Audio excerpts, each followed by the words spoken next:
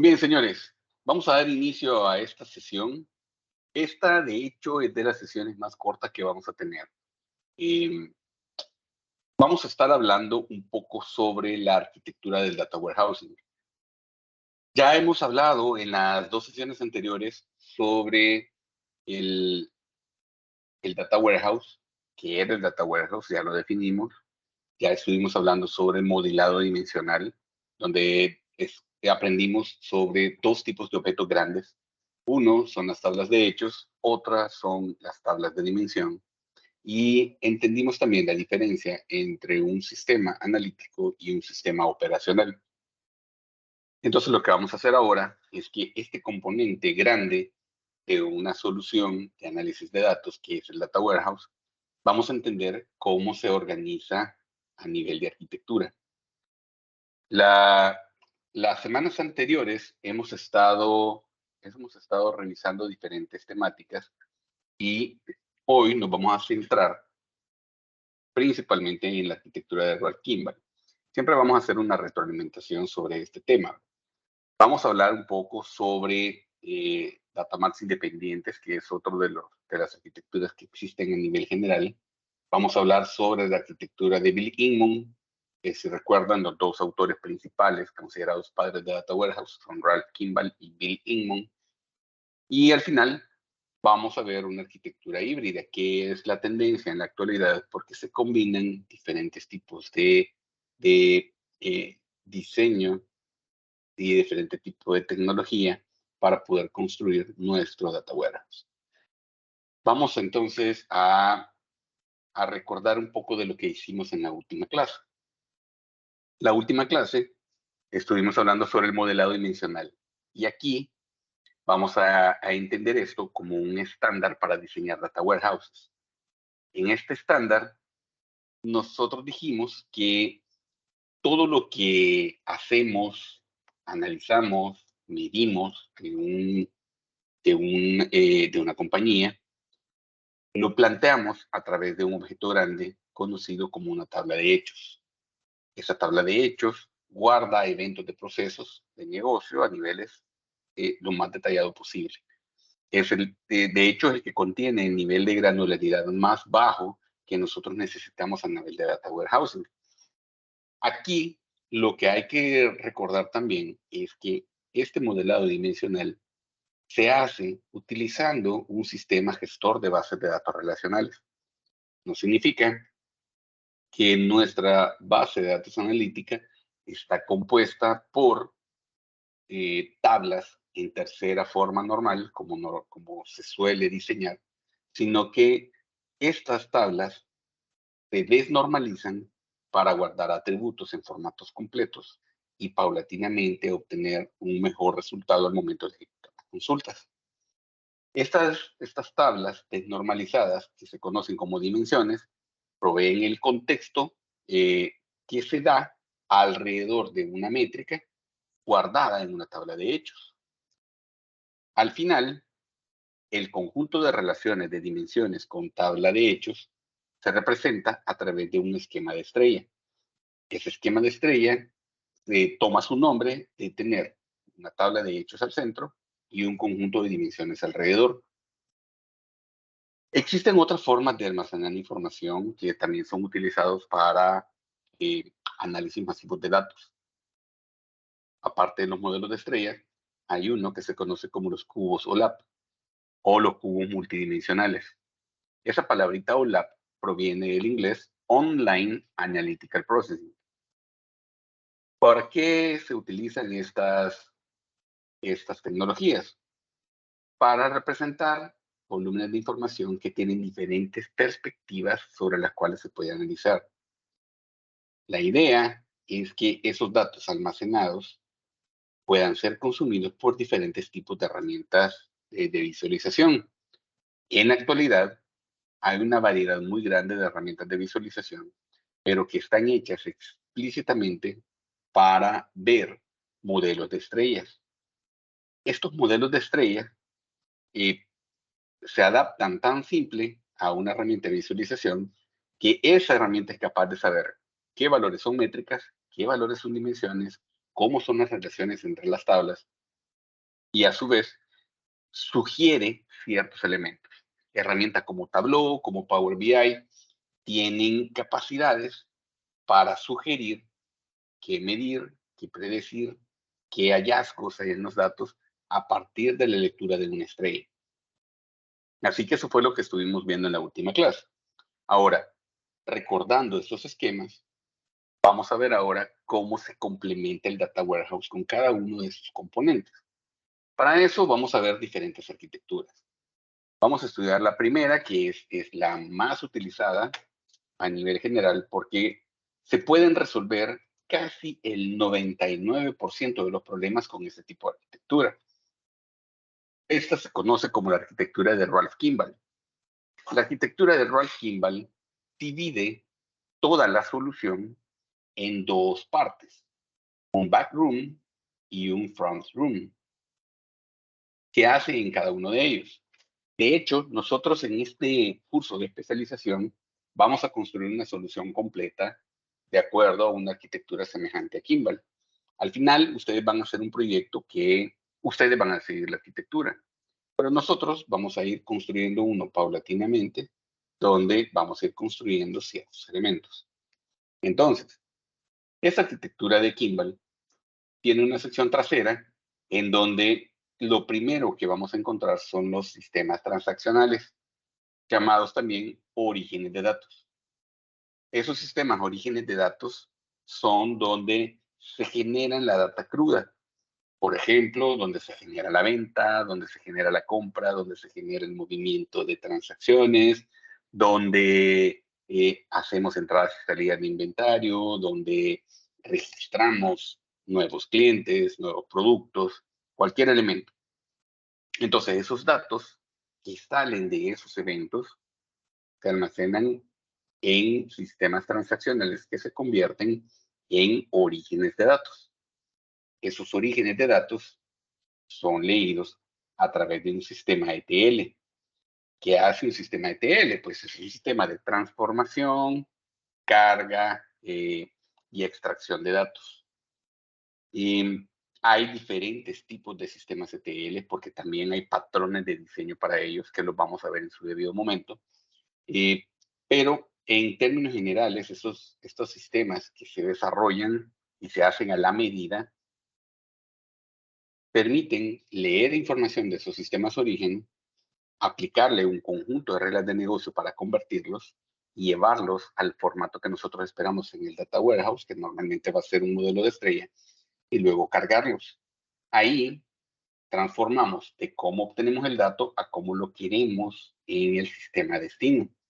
Conformamos dimensiones, no normalizamos, decimos que es opcional, pero la verdad es que no normalizamos, sino que al contrario, denormalizamos y adicionalmente no hacemos consultas para ayudar a un usuario específico. Hacemos consultas hacia esos orígenes de datos para poder cubrir las necesidades de un modelo puntual. ¿Cuál es el propósito de estos diseños? Bueno, primero, garantizar alto rendimiento. Y segundo, garantizar integridad y consistencia de los datos. ¿Por qué alto rendimiento? Bueno, porque nosotros vamos a tener que hacer consultas que vayan a traer esa información a estos sistemas y que a la hora de las horas vamos a tratar la manera de sacar el mejor provecho de esas consultas sin golpear el rendimiento de estos sistemas. ¿Por qué? Porque a veces hay sistemas que en algún momento del día dejan de operar. En caso, los sistemas de caja en un supermercado. Cuando el supermercado cierra, pues bueno, el sistema de caja también cierra y ya no sigue operando. Pero hay otros, como un sistema de comercio electrónico que está disponible 7/24, que nunca deja de operar. Entonces lo que hacemos es que buscamos crear consultas que, aunque el sistema está operando, buscamos ejecutarlas en su momento de menor operatividad y que genere el menor impacto posible. Entonces buscamos mucho que la consulta tenga un buen rendimiento y buscamos integridad y consistencia de datos, porque a partir de eso vamos a llegar a algún área de presentación en donde tenemos un modelado dimensional. Puede ser un esquema de estrella, o puede ser un cubo lab, o puede ser un esquema de copo de nieve. No hemos llegado todavía a eso, pero hay un tercer esquema que es un copo de nieve. Estos datos que están en esa sección, que si se fijan, ya no están en la puerta trasera de la solución, sino que ya van de frente al cliente, guardan datos atómicos y además datos resumidos. ¿Qué significan los datos atómicos? Pues significa datos que están en su nivel más bajo de detalle. O sea, datos que yo puedo tomar y ya no puedo descomponer más. Por ejemplo, la venta de un producto en un día por un vendedor en una tienda. Es un dato muy detallado y lo estoy asociando a diferentes características. Entonces, ese nivel de detalle tan pequeño que ya no lo puedo seguir partiendo, vamos a decir que es un dato atómico. Pero también se guardan datos sumarizados. ¿Por qué? Porque yo puedo toda esa data atómica consolidarla y llevármela a niveles superiores y decir, voy a tener la venta por día, por mes, por año, etcétera. Entonces, se guardan de ambos tipos. Y adicionalmente, más adelante, cuando veamos el proceso para diseñar en detalle el Data Warehouse, nos vamos a dar cuenta que hay un paso donde nos detenemos a definir cómo es el nivel de detalle. ¿Ok? También lo importante acá, en este Data Warehouse, es que está organizado por proceso de negocio. No está organizado por sistema como tal. No es que tenemos un sistema de facturación, un sistema de bodega, no tenemos eso. Tenemos procesos. Entonces, si nosotros, por ejemplo, estamos analizando venta, analizamos la venta holísticamente. Holísticamente es 360 grados y tomamos en cuenta que esa transacción de venta también tiene que registrarse en la contabilidad y también tiene que ir a afectar inventario y también puede generar un pedido de venta y también puede generar una orden de compra. Entonces, hay como diferentes elementos. Entonces, lo importante es que esta arquitectura de Data Warehouse pueda contemplar todas las aristas del mismo problema. Ujú. Yo les decía por acá que los sistemas ETL son siempre personalizados. A diferencia de un sistema de facturación, que la facturación en una compañía es la misma para todas, ¿sí? Ustedes facturan en una como facturan en cualquier otra empresa. Los sistemas ETL y los data warehouses jamás son iguales, jamás de los jamases. De hecho, ningún proyecto de inteligencia de negocios en general es igual en cada compañía, por muy expertos que sean ustedes. Puede ser que hayan tenido 300 proyectos ya desarrollados de inteligencia de negocios, pero estoy casi seguro que el siguiente que van a hacer no tiene absolutamente nada que ver con los previos. ¿Por qué? Porque los proyectos de data warehousing usualmente están amarrados a cultura, a tecnología, a cantidad de datos, a diferentes niveles dentro de la organización, a objetivos de negocio. Está amarrado a diferentes cosas. Entonces, es muy probable que no se topen jamás con un proyecto igual. Entonces, todas las herramientas ETL, por consiguiente, son personalizadas. Se construyen ad hoc al problema. Lo mismo sucede con la parte de presentación. Cada compañía necesita diferentes cosas. Por consiguiente, aquí se definen dimensiones conformadas de acuerdo a las necesidades de cada empresa. ¿Ok? ¿Cuál es el objetivo acá? Que sea lo más simple de utilizar para la compañía que lo está definiendo. Y además, que tenga un alto rendimiento al momento que se va a consultar. Eso, en términos muy prácticos, se llama Enterprise Data Warehouse BOSS. Y esa es la arquitectura en general que nosotros vamos a definir. Ahora, la pregunta del millón. Nosotros podemos tener la mejor herramienta de ETL, la mejor herramienta para gestión de Data Warehouse, el mejor diseño hecho en un Data Warehouse, pero no va a servir de nada si no tenemos una herramienta de visualización. Esos se conocen como aplicaciones de BI. Dentro de las aplicaciones de BI hay de diferentes tipos. La más común en la actualidad son las herramientas de visualización. Un Tableau, un Power BI, un ClickSense. Todas esas herramientas son herramientas para visualizar datos. Entonces, ¿qué quiere decir?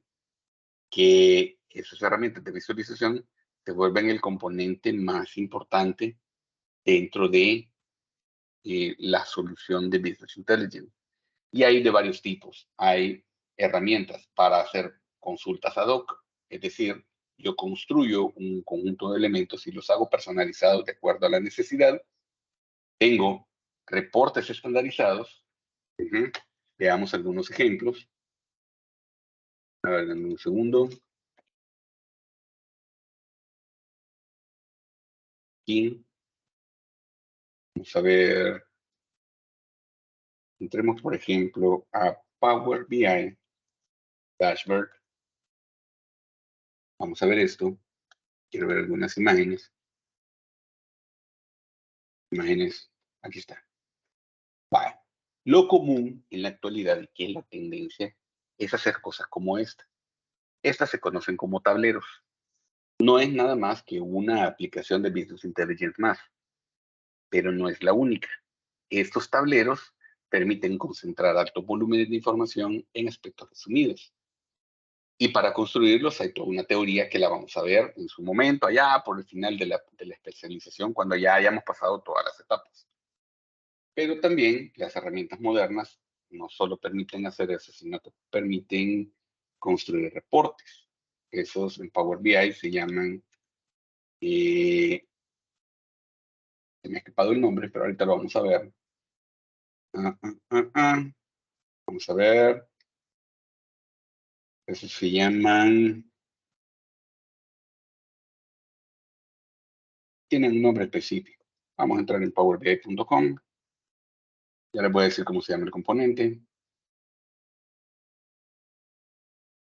Y lo podemos descargar más bien. Aquí está. Eso se llama reportes paginados, así se llama el componente de Power BI, reportes paginados.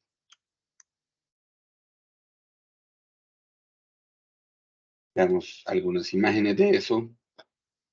Los reportes paginados son básicamente así, que combinan componentes visuales de información resumida con componentes transaccionales. Entonces, usualmente se utilizan soluciones de data warehouse también para hacer elementos transaccionales como una factura, un reporte de venta, qué sé yo, cualquier otro elemento de ese tipo. ¿Es lo mejor? Pues no lo sé. Eso depende del uso que cada compañía le quiere dar. Por lo tanto, en la actualidad se consideran que hay tableros, es lo más común, eso se llaman consultas ad hoc, reportes estandarizados como una factura, un reporte de ventas o algo adicional, aplicaciones analíticas, que son aplicaciones que ayudan a buscar predicción de datos, ese es el propósito. Y además hay modelos de minería de datos. Esto lo que buscan es comprender los patrones de comportamiento de los datos. Esa es la arquitectura en términos generales de Ralph Kimball. Es la más utilizada, es la más ampliamente aceptada, no es la única. Muchas veces se hacen combinaciones de arquitecturas diferentes versus la arquitectura de Rolf Kimball. Y se crean algunos elementos híbridos que son los que se utilizan en estos días. Veamos qué otra hay. Existe una que se llama la arquitectura de los data marts independientes. Recordemos que es un data mart. ¿Quién nos puede definir un data mart? Lo vimos en la primera clase, ¿verdad? Hace una semana exactamente. ¿Qué es un data mart?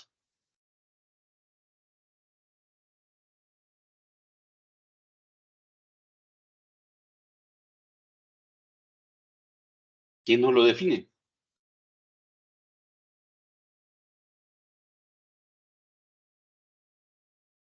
De hecho, esa es pregunta de examen, ¿verdad? Y veamos. Jonathan Durán, cuéntenos, ¿qué es un data mart? Es un sistema de almacenamiento de datos que contiene información específica de una unidad de alguna empresa. Es precisamente un repositorio de datos que tiene información específica o que resuelve un tan solo problema, ¿ok? Entonces, lo que se suele hacer es pensar en crear un data mart específico por cada temática que nosotros estudiamos. Si recuerdan, todos los data marts, bueno, todos los data warehouses en general, resuelven temas, no resuelven situaciones operacionales, sino que resuelven temáticas. Resuelve ventas, resuelve compras, resuelve inventario, resuelve N elementos, pero todos son temas específicos dentro de una compañía. Entonces hablábamos que un data mart es un repositorio de datos que sigue el modelo de diseño de un data warehouse, pero que está hecho solo para resolver un problema. Pero también decíamos, un data mart es una porción de un data warehouse. Eso significa que nosotros podemos unificar varios data marts y entre todos formar un solo data warehouse. Ese es un approach que muchas compañías utilizan en la actualidad, en donde comienzan a construir data warehouse a partir de la creación de pequeños data mart. Y entonces dicen, vamos a crear el data mart para el departamento de mercadeo, vamos a crear el data mart para el departamento de venta, vamos a crear el data mart para el departamento de bodega. Y lo que sucede con esto es que los sistemas origen de estos data marts son los mismos para todos, porque al final la empresa no crece en sistemas, crece en data marts. Entonces los sistemas origen suelen ser los mismos. Entonces, ¿qué implica?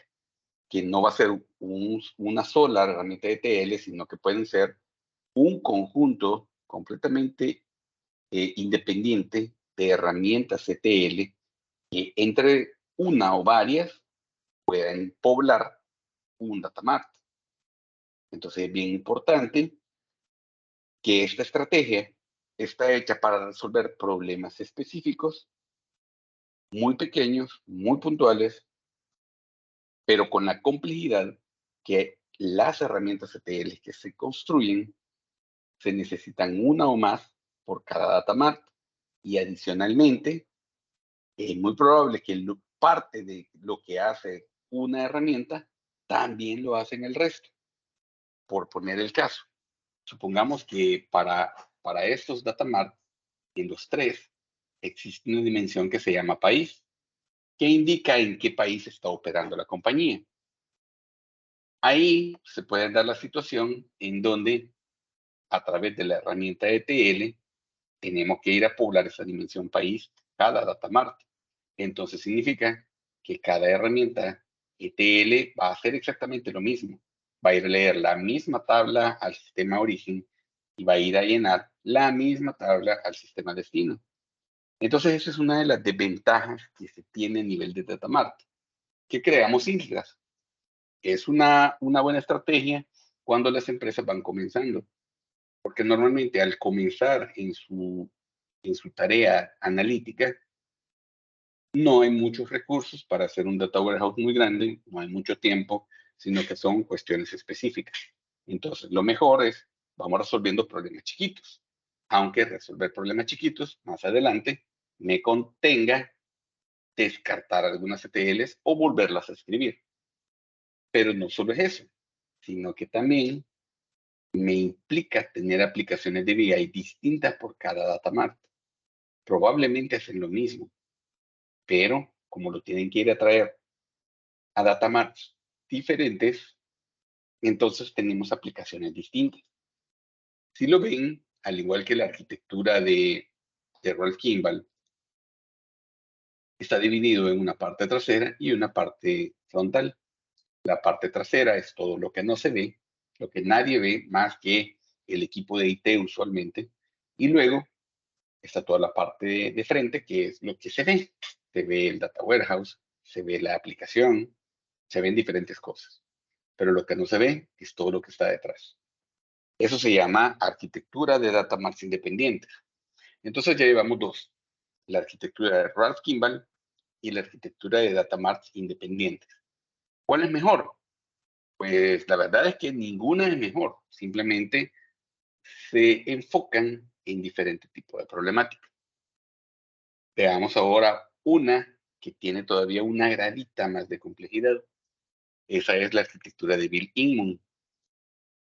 Esta arquitectura de Bill Inman también establece un cuarto trasero, un cuarto frontal, pero la diferencia radica en que hay una estructura de procesos claramente establecida que de forma estructurada van y adquieren los datos. ¿Qué significa eso? Voy a ir a mis sistemas origen a leer los datos crudos tal cual están ahí establecidos y así crudos me los voy a llevar hacia el data warehouse. Resulta que Bill Inman, por el contrario de lo que estableció Ralph Kimball, este sí dijo que el data warehouse debería de estar en tercera forma normal y que debería de ser fácilmente consultable por un usuario. ¿Por qué lo planteaba así Bill Inman? Porque para él el repositorio de datos no debería de ser diferente al del sistema origen, sino más bien él se enfoca en tener dos elementos, un área estándar de adquisición de datos y un área estándar de entrega de datos. Bajo esta arquitectura funcionan muchas bases de datos que operan 100% en nube. Una de estas es una base de datos que se llama Snowflake. Esta base de datos Snowflake es una base de datos 100% en nube. No, no instalan nada local, todo es en nube, pero tiene la característica que todo se consume vía API. Entonces es una base de datos a la cual ustedes no le envían un query, sino que hacen una llamada a una API. ¿Quiénes construyen las APIs? La hace la misma base de datos cada vez que ustedes crean un nuevo objeto tabla.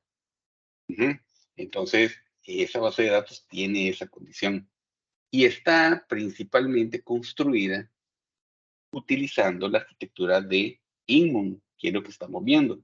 ¿Qué es lo que tiene esa base de especial?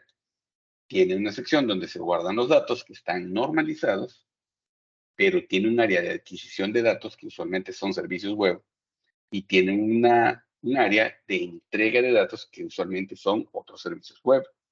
En la actualidad a esto se les conoce como endpoints. Seguramente si ustedes se dedican a áreas de desarrollo o han desarrollado, esa palabrita no les ha de sonar ajena. Entonces, los endpoints acá son lugares ya sea para adquirir datos o para entregar datos. Pero si lo ven, el flujo siempre va hacia allá.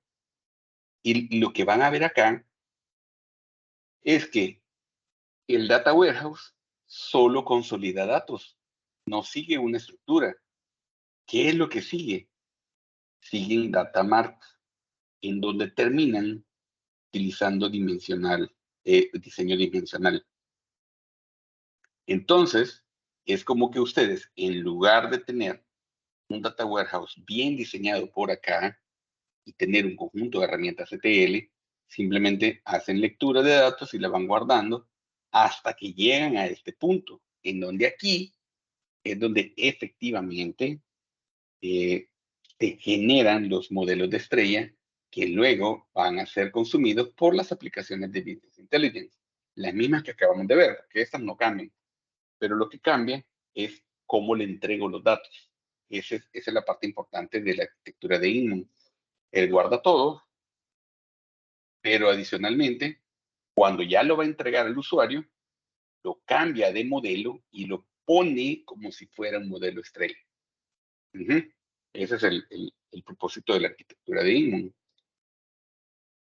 Luego tenemos otra arquitectura que le vamos a llamar la arquitectura híbrida. Esa arquitectura híbrida tiene la característica que combina lo mejor de ambos mundos. Nosotros, de hecho, vamos a estar trabajando con las herramientas en nube que vamos a estar viendo en clase, con arquitecturas de Data Warehouse híbrido. Aquí tiene sistemas origen, en donde hay procesos ETL que van a traer esa información, la convierten y la cargan en un Data Warehouse que puede no estar normalizado, de acuerdo a lo que dice Inmon, puede no estar normalizado, pero luego existe otro proceso de ETL que va a sacar esa información acá normalizada y la lleva a modelos dimensionales, tal cual lo plantea Ralph Kimball. ¿Por qué existen este tipo de arquitecturas? Porque alguien me va a decir, voy a regresarme un par de slides, voy a regresar a la arquitectura de Kimball. Y la arquitectura de Kimball es bien simple porque tengo los sistemas transaccionales, tengo una herramienta ETL que jala esa información, la convierte y me la va a depositar en un data warehouse. Y luego hay aplicaciones que consultan el data warehouse. Hasta ahí. Pero ahora resulta que estamos hablando de formas híbridas.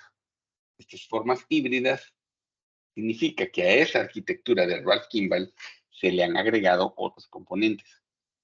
¿Cómo qué? Como un data warehouse normalizado.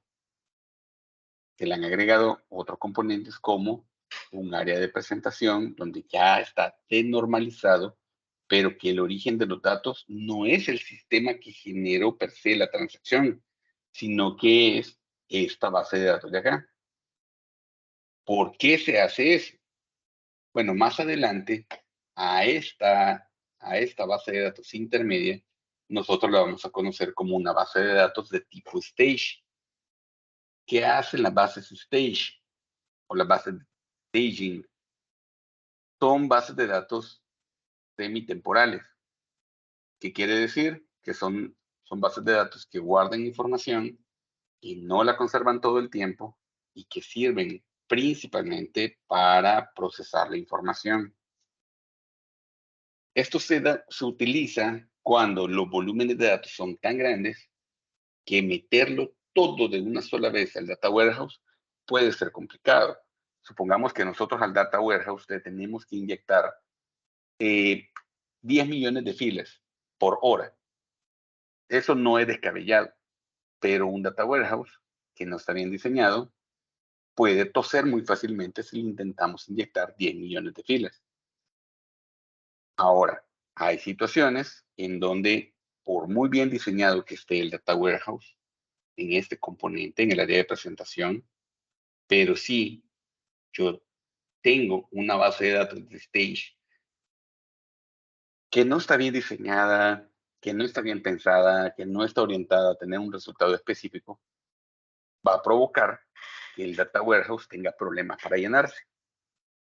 Y en muchos casos, el staging surge como una solución temporal a una situación donde yo difícilmente puedo convertir el dato.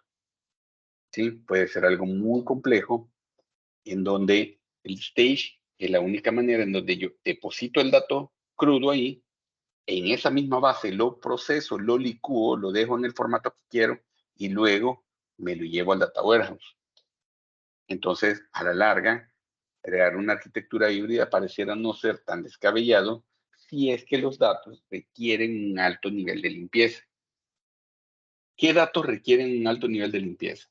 A ver, eh, puede ser que de pronto a un sistema informático se le detectaron errores al momento de la captura de la información y el usuario final simplemente no lo corrige, sino que lo deja pasar.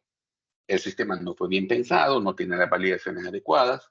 Eso es algo de todos los días. O sea, en la universidad nos venden que los sistemas tienen que estar validados, que son perfectos, pero en la vida real eso no pasa. En la vida real tenemos sistemas defectuosos, eh, y no solamente los sistemas hechos en casa, o sea, no solamente los sistemas que un desarrollador creó, sino que sistemas muy grandes, muy potentes, como SAP, que es un sistema muy grande, aunque no lo crean, tiene muchísimos errores de captura. Sistemas como los sistemas transaccionales de Oracle son extremadamente defectuosos Y no solo eso, hablemos de otras como Microsoft, a través de su sistema CRM, también son extremadamente defectuosos. Entonces, en la vida real, mucho del esfuerzo para poder tener el dato como se espera, necesita utilizar recursos como una base de datos intermedia o base de datos de staging para depositar el dato crudo, ahí convertirlo, hacer todo lo que se necesite, y ya una vez convertido, entonces viene y se guarda en esta estructura. Ese es, digamos, el caso tradicional. Desde que existen capacidades analíticas y de almacenamiento en nube, estamos hablando ya por 2012, quizá 2013, desde que existen capacidades de analítica y de almacenamiento, entonces este modelo híbrido tomó mucho empuje, porque en el modelo híbrido yo lo que hago es que leo de mis sistemas origen que pueden estar en mi data center, pero esta herramienta ETL consolida la información y la va a depositar a esta base stage que está en nube. Supongamos que utilizamos una nube como AWS, probablemente esta base de datos intermedia está en un plan IC3, que es un tipo de almacenamiento, o está en una base de datos Aurora, o algo por el estilo. Después, cuando ya lo hemos cargado en la nube, los proveedores de nube tienen herramientas mucho más potentes para procesar datos. Nosotros, de hecho, vamos a ver algunas acá. Vamos a ver una en sitio que se llama Talent y vamos a ver dos en nube, dos con AWS. Una se llama DataBrew y la otra se llama... se me ha escapado la otra. Pero son Glue y DataBrew. Esas dos vamos a ver. Amazon Glue y Amazon DataBrew. Entonces, esas herramientas tienen tanta potencia para aprovechar el recurso de nube que si yo lo cargo en una base de datos intermedia estando en nube, puedo sacar mejor provecho para llevarla al formato y a la estructura que yo la necesito a nivel de presentación. Y entonces así, pues las aplicaciones ya vienen y se conectan a esta parte. Entonces, esto se llama una arquitectura híbrida, en donde el data warehouse ya no está en el front room como lo está en la estructura de Kimball, sino más bien está dentro del back room. Vamos a volver, está dentro del back room, pero siguiendo el lineamiento de INMO. Entonces, esas son las arquitecturas híbridas, muy útiles cuando son problemas extremadamente complejos de resolver, pero de lo contrario, en el 99% de los casos, la arquitectura de Roald Kimball no resuelve la problemática. Muy bien, ante esto, ¿alguna pregunta, algún comentario?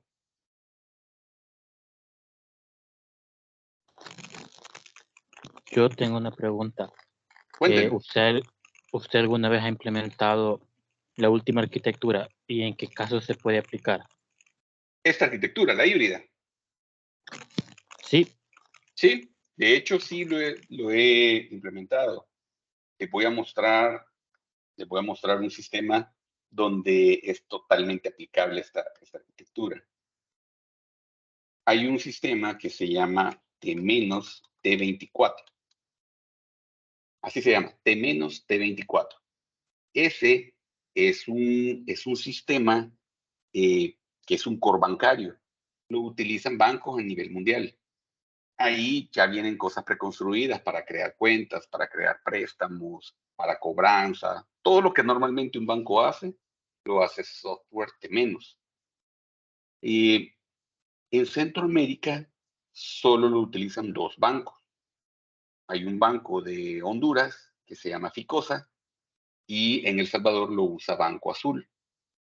Entonces, en Banco Azul me encargué de montar la arquitectura desde cero para este sistema.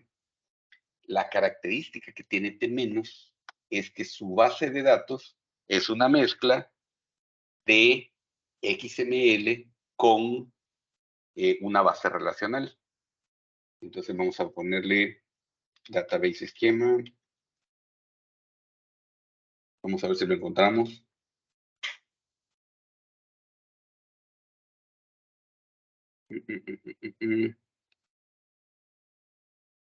Aquí está, por aquí lo dice. Utilizan una combinación de XML con base relacional. Eso se llama una base de datos multivalor. Es un patrón de diseño un poco complicado. Vamos a ver si aparece un dibujito de base multivalor. No aparece un dibujito, pero les explico.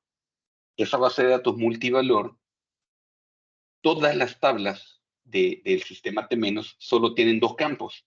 Uno que se llama RecID y otro que se llama XML Record. Todas las tablas. No hay una que tenga más de dos campos. Todas tienen solo dos, pero ¿qué pasa?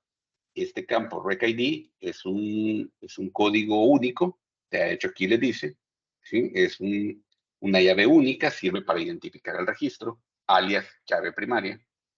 Y este otro es un campo que en cada fila tiene un XML. En cada fila hay un XML. Y, por ejemplo, hay una tabla clientes que tiene dos campos, RecID y XML Record. Pero adentro del XML Record, cada fila tiene un XML con una estructura de campos para el cliente. Entonces, la característica es que cada fila tiene diferentes atributos. Porque, por ejemplo, el cliente Fabricio es diferente al cliente José, al cliente Manuel, al cliente Francisco. Es totalmente diferente. Entonces, cada uno tiene diferente atributo. Entonces, como existe ese nivel de complejidad, que hay demasiada heterogeneidad en las estructuras de datos, entonces la única forma de poder analizar esa información y resolver cómo llevarlo a una estructura homogénea es a través de una arquitectura como esta. Se saca a través de un ETL toda la información de esos dos campos, se pone en una base de datos intermedia que está pensada solo para data warehousing. Aquí se procesa, y para eso hay una técnica que se llama ETLT, que la vamos a ver después, que permite que en una base de datos de Stage yo preprocese los datos y después, a través de otra ETL, esos datos preprocesados los vuelva a convertir para dejarlos en el formato de estrella. Entonces, ¿qué se hacía en la base Stage? Como estábamos trayendo un montón de XMLs, en la base de Stage se despedazaban esos XML y entonces ya se sacaban en tablas tabulares los atributos de cada XML. Y ya despedazados en atributos, entonces venía otra ETL que agarraba esos atributos y lo pasaba al formato de estrella. Entonces, ese es un buen ejemplo de dónde aplicar una arquitectura híbrida. No sé si eso responde a la pregunta, José. Sí, yo tenía otra pregunta que es más general, no tanto que ver Dele. con las arquitecturas, sino que cuál es la diferencia entre ingeniería de datos y arquitecto de datos. Vale. Lo que pasa es que el ingeniero de datos es el que normalmente trabaja a este nivel. ¿Sí? El ingeniero de datos sabe un poquito de todo. Sabe un poquito de los sistemas origen, sabe un poquito de data warehouse, sabe un poquito de construir estas aplicaciones. Pero su fuerte está aquí. ¿Por qué? ¿Por qué está en ese pedacito? Porque en un proyecto de datos, el 70% del trabajo está a nivel de ETLs. O sea, lo más complejo, lo más largo, no es diseñar el data warehouse, no es diseñar los tableros, no es eso. Lo más complejo, lo más trabajoso, lo que más tiempo necesita dedicarse es al proceso de ETL. Y puede ser hasta el 70% del tiempo. Eso hace el ingeniero de datos. ¿Qué hace el arquitecto de datos? Es el que toma las decisiones, como por ejemplo, qué arquitectura utilizar. Es el que dice, vamos a utilizar una arquitectura híbrida, vamos a usar una arquitectura de Inmon, vamos a usar una arquitectura de data marts independientes, vamos a usar una arquitectura de Ralph Kimball, y tiene que establecer por qué utilizar ese tipo de arquitecturas. Y después de definir la arquitectura, tiene que hacer el diseño del data warehouse, tiene que ver cómo va a responder a consultas de usuario final, tiene que saber qué tipo de aplicaciones van a consultar ese data warehouse. Ese es el trabajo de un arquitecto. No sé si eso responde a la pregunta. Sí, muchas gracias. Excelente. ¿Alguna otra consultita?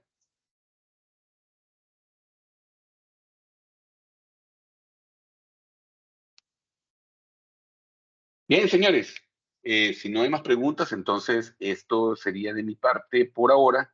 Así que nos quedaríamos hasta acá. Pasen muy buenas noches. Nos vemos el próximo lunes. Feliz Buenas noche. noches. Buenas Gracias. noches.